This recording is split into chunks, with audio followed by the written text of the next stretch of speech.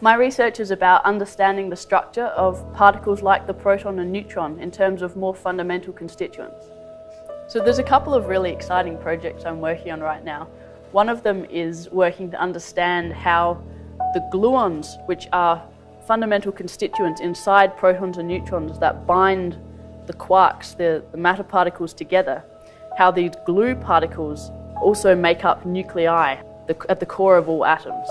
I think having the opportunity to travel, in particular as a grad student, to let me meet people at the forefront of the field. At times there's only a handful of people around the world working on the same problem.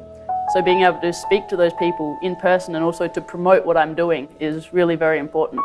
Well, when I finished school, I had very little idea of what I wanted to do, but physics seemed the thing that I'd be least likely to learn any more about if I didn't keep studying it.